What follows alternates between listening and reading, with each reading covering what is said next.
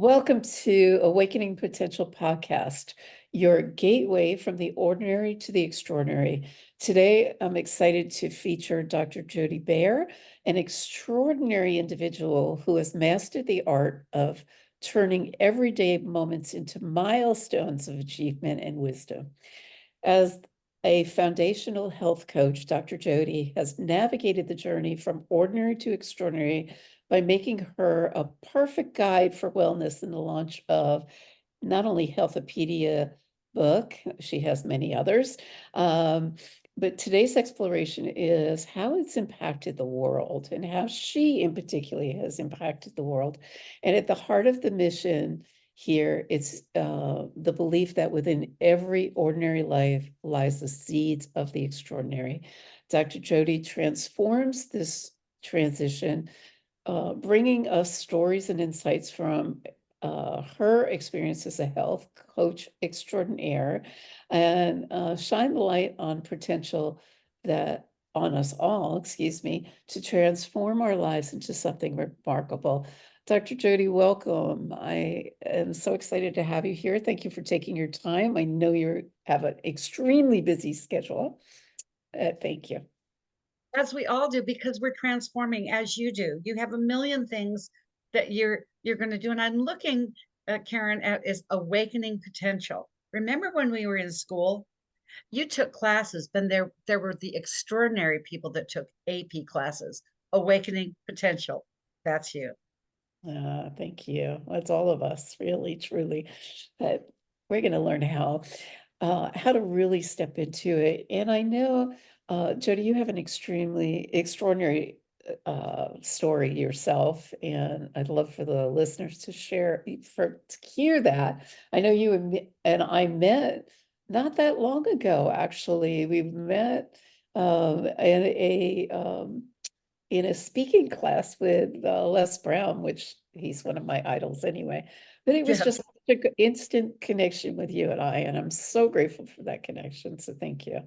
But what was it that started you on your path? Just stepping into that ignite moment, for lack of better, that something that just really triggered you into knowing that you are on your path.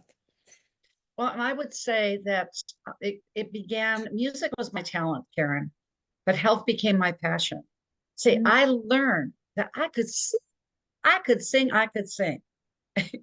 And sing I did. And it helped my mother, who was a young widow. She was 36 years old, and suddenly she lost my dad. Mm. And I knew that when I would sing soulfully, it would brighten her day.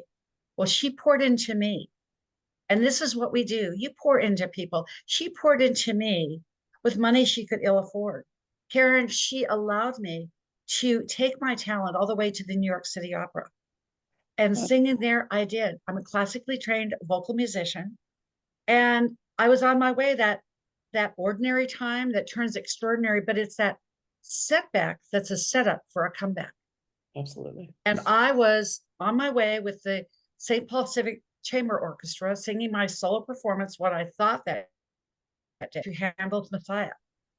Well, I didn't sing Rejoice Greatly, O Daughter of Zion, that day. My next waking moment after being broadsided by a Lincoln Continental, Karen, I found myself in a surgical halo face down, paralyzed from the shoulders on down. Uh, What was I going to do? Well, my mother, who came in to see me, and of course she had to look up because I was face down. uh, And she said to me, Karen, she gave me hope because it's what it's all about. It's that thing that is unseen that makes you feel like you can go to extraordinary. And she said in her Norwegian accent, Jody, the doctors only see what they see. They don't know who you are. mm, Karen, I went ahead and I renamed my situation. I named it the hotel room that I was going to check out. mm, And through reading my Bible twice in that 6 months from cover to cover, what else was I going to do? And right, smuggling in a few acupuncture needles from an acupuncture physician I knew in Minneapolis because I knew a little bit about alternative healing. right. Karen, I walked out hospital room of that hospital, unassisted. And I've been running ever since. And you see that hope, just to bring it full circle then. I know, because I know your story. We become soul sisters working on these projects together. You are my tribe. So I would promote you from here to Sarasota to Antarctica if I could. I Oh, think that much of you and for you. And thank you. because I'm with you. Yeah, But I got that phone call 3 years later. I'm a young mother now with a toddler and one on the way. Ever get that phone call, Karen, where you say, it just takes your breath away? absolutely. Yeah. And it was my mother. And she said, Jody, that mother who was there for my music, was there by my bedside for 6 months. And she said, Jody, I have bad news. And I said, what is it, Mom? And she said, they've told me I have 6 weeks to live. Mm. And I rolled that toilet paper off that roll because I was in our half bath, and that's when we had landlines and all of that. Right. I rolled it off till there was no more. And I knew inside of me that I had to find something for her to make this story, not your whole podcast, my dear. But I went ahead and I flew then with my toddler son. I went ahead and went to the Laurel, Montana library. And there I found my passion. There I found a book from Edgar Casey, was probably the last holistic prophet male. The other one was the one that I mentored with, Hulda Clark. But she was the same ilk as Edgar Casey. And guess what? That book, I dusted it off. I ran to that library stand and I said, I need this book. I didn't say I wanted to check it out. I said, I need this book. Well, what happened? I gave these protocols to my mother. Yeah. After 6 weeks, we celebrated, and she had 3.5 years length of life, way beyond her diagnosis. As R. Les Brown would say, your diagnosis, those are time two, are not your prognosis. And you see, what drives me to this day is hope. Because as she was transitioning out of this life into the next, Karen, she said, Jody, give others hope the way you've given it to me. That is my driving force, Karen. I love that. I love that. So for the listening audience, if you would, if you just go back a moment, because I remember with my accident, very Yes. similar. That is, it, I remember laying there, and again, I was in Costa Rica. I didn't speak Spanish, so I had all the time in the world there as well. And I have to wonder, like, what was going through your mind initially when this happened, before your mother said hope? Where were you in that space? Like, what gave you the courage to go on before you heard from your mother? Well, frankly, I was in Jupiter. I was out in outer space Okay. because it was such a traumatic head injury, like your situation was. It was such a traumatic head injury that I would go in and out of consciousness. Even I slept a lot. I had just to say, when people say, "Well, I've had a migraine," try having some surgical halo screws in your head that you can feel. Yeah. Okay. And so that carried on for a few days, but then there was numbness because of the spinal injury. Right. And you well know that as well. But just as I teach, and yes, I'm going to throw up our book that's in the Healthopedia, that the horseshoe stands on this side, it starts with spiritual. Yeah. It's kind of pink because pink is a spiritual color. That's why we did this. But it Absolutely. was that spiritual thing that my mother had grounded me so deeply in. And I'm thinking, our creator of all didn't bring me this far to not go farther. And I need to give a little glimmer of hope, because after I heal, do you know what happened to my voice? I got a higher register to sing. I didn't become a lyric soprano. I became a coloratura. Who Oh, knew? Who knew that there was a blessing in the spinal compression that happened and the spinal injury? yeah. But in the middle of all that, I thought, okay, if I can just keep breathing. And I knew enough about holistic health being a singer. And I could say, and I was that self talk. I mean, Yeah. I'm sure all of your wonderful guests have probably said something similar. I thought, it's just that self talk. If I can just keep breathing, okay? in exactly. through the nose. And sometimes that's all I would do. You know, it's so ironic you say that because that's exactly what kept me Mm, going mm. initially was breathe, just keep breathing. And it was the breathing that, for me, that actually lowered the pain, the thought of the pain threshold because it was really high. Oh, And sure. breathing was just, oh my God, that and my faith. Absolutely. So yeah, I love that. I love that. And I love the fact that you had your mother who knew exactly what to say at the right time to give you that space of hope. It was I want to say it was my doctor, my surgeon. He was the only one that spoke English. And Oh my he gave goodness. me that thread of hope. When he would come and visit, he gave me that thread of hope that, I am going to walk again. And the self-talk. I'm going to walk and I'm going to get over this and I'm going to get home and I'm going to be safe and all of this. And there's a lot of self-talk going It on. was there somebody that I saw leading the cat pack with my partner, the co-author of our book with Healthopedia, that was out there walking at the front of the pack this week? Look at you. See, I mean, that's what it is. It truly is that self-talk. It truly is that piece that's between the ears, Yeah, because animals can feel, they have emotion, yeah, but quantifiably, do they have a soul? Can they reason that way? No. We yeah, need to love them, but that's the human condition. absolutely. As our co-author, one of our co-authors in our book says, Dr. Michael Pierce, it's the human condition. It's Yeah, the human condition of who we are and what we do. And Karen, I think about that time, and I'm really grateful. One thing, something happens to me, I just go on because I'm always on the move. exactly. Actually, coming into the space of writing now, being I total it up because somebody asked me and I put it on my website. I've been a best-selling author 49 times.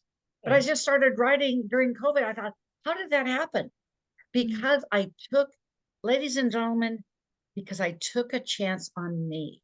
I love that. Yep. That's how you can awaken your potential to be from ordinary to extraordinary. I'd only written professional journals, being a health coach and holistic nutritionist. I'd never written my story. Do you know? And I'm not embarrassed to say, Karen, not even my two adult boys that are men knew my story about paralysis. I had never shared it Oh, before I wrote Ignite the Hunger in You. And mm, it was the hardest thing to do, but I knew I had to do it. And my oldest son said to me, he goes, Mom, why would you keep that a secret from us? He was a little, what should I say? He was a little almost offended. And I said, because it's in my past. But he said, Ma, that's what they call me, Ma. It sounds so not Midwestern. Ma, when they get upset with me, Ma, your past is your story. And people need to hear that. And that was really my impetus for my oldest son, who's very, very analytical, to go on and write all of these books and these compilations, to write my solo book, then to become a healthopedia and to do what we're doing now, Karen, to take our book to New York Times bestseller. That was really my impetus. You never know those secrets exactly. that make you sick, those issues in your tissues. I got to do my little deal, Karen. But those secrets make you sick, and it was holding me back from my full potential, wasn't it? Absolutely. And I love the fact that you brought that up because I found the same experience for myself. I had written one of the Ignite books prior. I had written in Ignite Your Entrepreneur, The Entrepreneur rather, with the Ignite series. And when I was in Costa Rica, again, I didn't have a lot to do, but I had my laptop with me. So I was like posting my experience in Facebook. And JB Owens, the publisher of the Ignite series, was following me. And she said, Karen, would you like to write in this book, Ignite Your Faith? And I was like, oh, I've got that one covered. And it was, Oh, and I just happened to have that book with us. Had to do that. Big thank shout you. out to JB. She's been a catalyst for both of us. Yes. Yes, absolutely. And part of what brought us together, right? So, interestingly enough, though, as you know, it's like 2,500 words. Our body holds on to the emotion until we get it out, right? And that's what causes ease or dis-ease. in my world for sure. And I wanted to get it out. And I wrote 14 pages. I just puked on the paper and it was just Oh like, my goodness yeah. gracious, you And did. I did. And she said to me, Karen, aren't you going, it's got to be 7 pages. I was like, I just needed to get it out. And I wasn't attached to it any longer after that, but it was so cathartic to write and really get the emotions, those stored emotions out. And I think that's also what inspired me to support and be a part of Healthopedia. And I love, love, love what you're creating within the, not just the book, the community, but share with the audience, if you would, a little bit about the book. And Before we go there, I was trying to figure out what page are you in this book since we're here? What I, page are you in Ignite Faith? I'm looking for you, but I'm just hold on a minute because as I glossed over, oh, I was already paralyzed. I want to acknowledge you, Karen, that here, what did you do? You wrote 14 pages because once you start, this is what I know about you and listing audience why you want to follow Karen, why you want to follow her, because she just does the deal. No matter what she does it with her heart, her mind, but mostly tranquil solutions. She does it with her soul. So I just want to, oh, because I remember moving a mountain through pain and tears. Now, how's that for a title? And that just to me says so much about you because faith is awakening one's inner self. This is what you're doing on your podcast. And you do it in such a loving, holistic, and caring way. And it just shows. So now we can go on to Healthpedia. well, like attracts like. That's why I so love you, because that's who you are for me. Yes. Beautiful. It's just it's a beautiful thing. And do we have a moment that I can tell the story about from Yeah, yeah, ordinary to extraordinary, how I found Dr. Hulda Clark? Would that be okay? yeah, please. I love that story. Yep. Because here I was, a young mom, now with two boys. And the youngest, well, he was pretty active. He got kicked out of pre-kindergarten. Who gets kicked out of pre-kindergarten, Karen? Well, my son did. I picked him up from school and he said, Mommy, am I always going to feel sad? Because guess what? They said he was a disturbing element and they heard him. Let me tell you something, Karen. The only thing he was me with testosterone. Okay. I think it came genetically encoded. But if you're looking for your extraordinary potential, ladies and gentlemen, if you're looking for something, you will find it. The good book says that. What you'll seek, you find. Turned on. I never watched TV, not in the daytime, but I wanted something to take my son's mind off of what he said that he was always sad. Turned on a back to school edition. Back then, 1984. It was Bill Donahue. Uh-huh. And Hulda Clark was there, the iconic Dr. Hulda Clark. You heard about Edgar Casey in my life. Now you're hearing about Hulda Clark. And she said, what if these children do not have these initials called ADHD? I could hear this Dutch accent. She said, maybe they just need to grow into their brilliance. Isn't that growing into your awakening potential? Let me Absolutely. tell you something, Karen. I became a female Indiana Jones. I was going to find this woman. When she said she lived in Atlanta, that was it, because that's where I was living at the time. Never any And coincidence. no, yeah, but no map quest, no nothing. And I'm directionally challenged anyway. So I went up to Alpharetta. I thought, you have to have an avatar, a focus. My focus was I was going to find every person that wore Birkenstock, looked like they were vegetarian, women that didn't have their hair dyed or fried, or somebody that just looked like she was older but didn't have wrinkles. I figured that was safe. Took us 2 weeks. And I remember my son saying, Mommy, what what am I going to do when I see this lady? See, he had already said we are going to find her. And and I said, because he was real cute with his blonde hair, kind of looks like one of your daughters that lives in Colorado, those big aquamarine eyes and blonde hair. And I said, I'm going to squeeze your shoulder. And when you do it, you just smile. Well, I'm not saying you do it now in 2004 or 24, but I knocked on the door. She came to the door and I said, Dr. Clark, I'm health coach Jody, and I'd like you to see my son as a patient. She said, I'm retired. I'm not seeing any more patients. Squeeze the shoulder. My son went, Yeah. I said, but you will see him now, won't you? She let us in the door and it changed his life, Karen, forever. Love that. 5 days later, he went back to school. And they said, and this is important when you're going through your catharsis, when you're going through something, hold it close to your heart. The good book says not to take your pearls before swine. And those teachers doing that to my son were pretty close to swine as far as this mother was concerned. So when they said, what happened to him? I said, what did you do? And I said, he took some vitamins. That was it. They weren't going to know what we did. But I was so excited, Karen. I went back to Dr. Hulda Clark and I said, you must train me. I knew I was determined. And she said, you don't understand. I'm retired. I'm 70. And of course, you know the rest of the story, Karen. But I said, but he said, I said to her, excuse me, I said, but you must train me. And she said, why would I train you? I said, what if I'm the person that will take your message long after you're gone? You see, I was 30 years old at the time. Right. During this time in 1984, I wrote a goal card that said, and goals are so important. You wrote those goal cards when you were down in Costa Rica that I am going to do, just like I said, I am going to be out of that hotel room. And what it said, I will pen the Eastern medical version of the PDR. For your guests that don't know what a PDR is, it's a medical book that's been behind every Western medical physician office. It's a red book. Now, COVID happens.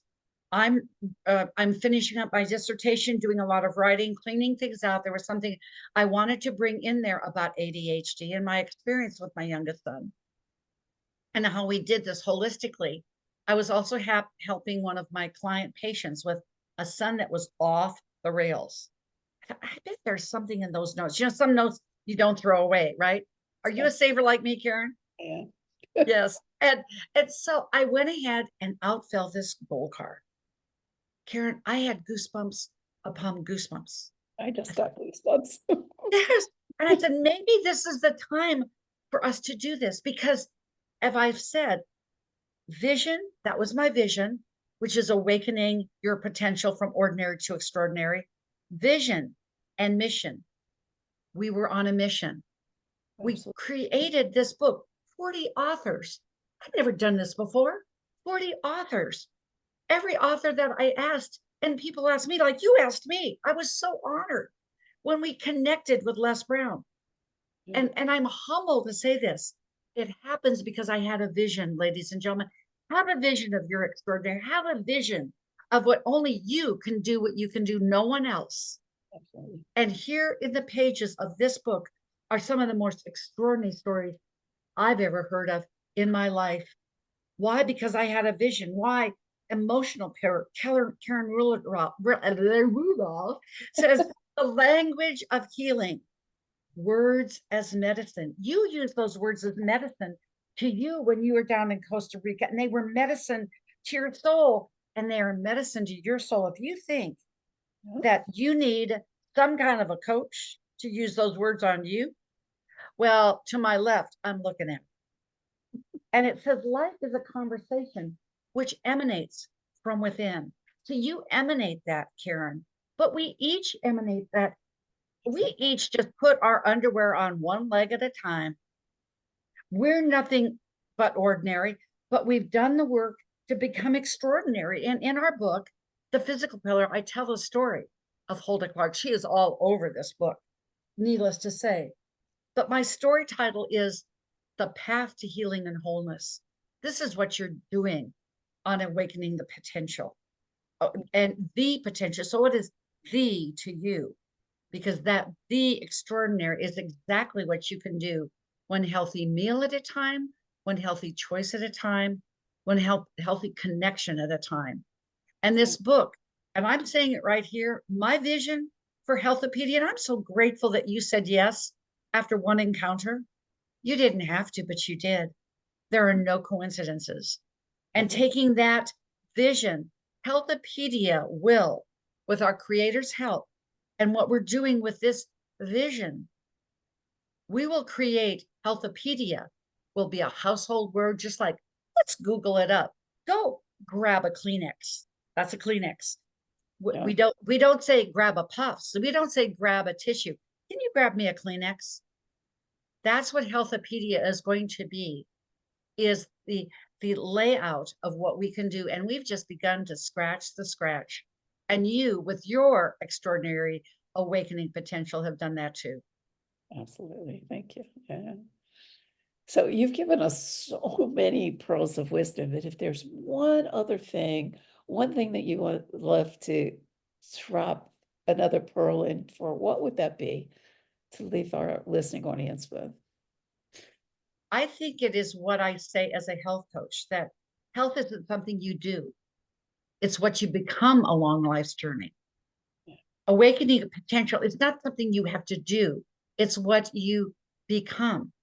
But it begins with yourself. And I will leave you with two things I think fit very nicely into this. And before I do this, I just want to say this has been done a couple of these in my resume, Karen, but this undoubtedly is one of the top three in my life. Thank you for allowing me to be your guest.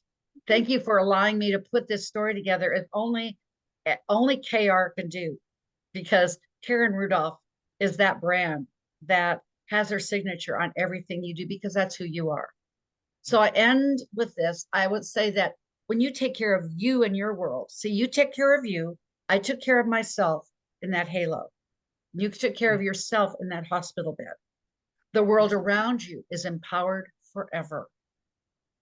So how do you do that? You listen to your own whispers of your wisdom. For in those whispers are life. And in that life, Karen, there is hope. Thank you. Always. Oh, Dr. Jody, thank you so much again. I love your contributions. All of your contact information so people can reach out to you will be in the show notes, along with how to get Healthopedia on And your. any of these books that Karen and I are in, I've created my own library. Isn't that crazy? Because your story matters. Your Yes. story matters, absolutely. So thank you all for joining the Awakening Potential podcast. As you step back into the world, remember the bridge from ordinary to extraordinary is built with those small steps of change and big leaps of faith. For today's insights, thank you, Dr. Jody, again. Let her be your compass Our first and book. your Yes, courage. faith. Right, exactly. Stay extraordinary because you already are.